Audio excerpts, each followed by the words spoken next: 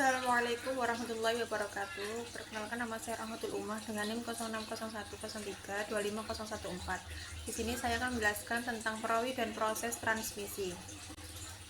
Perawi hadis sendiri ialah orang yang menerima, menghafal dan juga menyampaikan hadis dari gurunya kepada orang lain. Tidak semua hadis itu juga dapat diterima karena kualitas perawi yang berbeda-beda. Ulama juga menetapkan adapun syarat tertentu agar hadis itu yang diriwayatkan dapat diterima. Syarat perawi hadis yang pertama ialah Islam.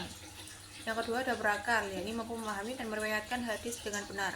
Yang ketiga ada balik atau sudah dewasa dan memiliki akal yang sehat. Yang keempat ada adil, menjauhi dosa besar dan juga menjaga kehormatan diri.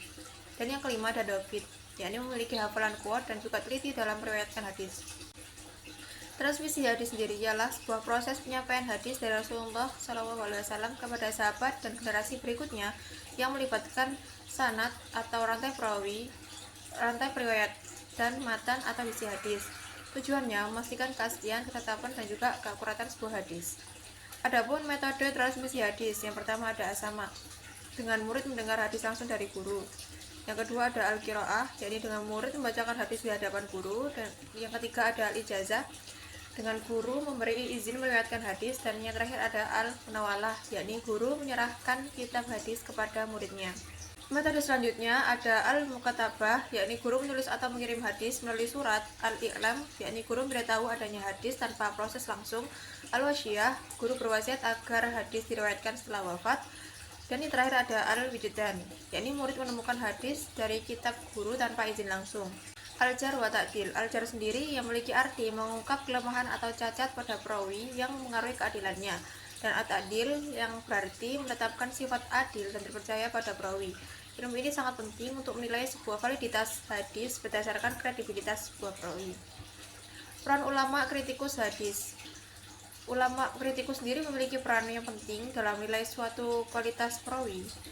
Kritik dilakukan dengan objektif, ilmiah, dan juga tanpa fanatisme. Syarat kritikus yang pertama secara pribadi itu adil, tidak fanatik, tidak bermusuhan dengan perawi.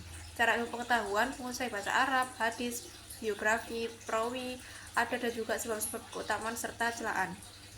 Adapun bentuk dan juga tingkatan lafal al-jar wa ta'dil. Yang pertama, tingkatan at-ta'dil. Yang pertama ada thiqah, dhabit, hafiz dan juga hujjah, yakni tingkatan paling tinggi. Yang kedua, shadiq, la ba'sabih, yakni tingkat menengah. Yang ketiga, so'ih, wasat, rawa anhu al-nas, yakni tingkat biasa. Dan yang paling rendah, salil al-hadid. Tingkatan pada al-jar yang pertama ada qadzab, matruk al-hadid, dohib al-hadid, yakni tingkatan terberat. Yang kedua ada doif al-hadid, tingkatan yang lemah. Lais biqawi, yang kurang kuat. Layyin al-hadid, yakni yang ringan.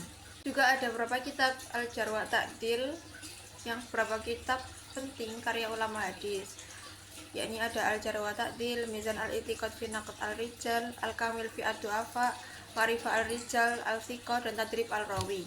Baik, mungkin itu yang bisa saya sampaikan secara singkat. Terima kasih. Wassalamualaikum warahmatullahi wabarakatuh.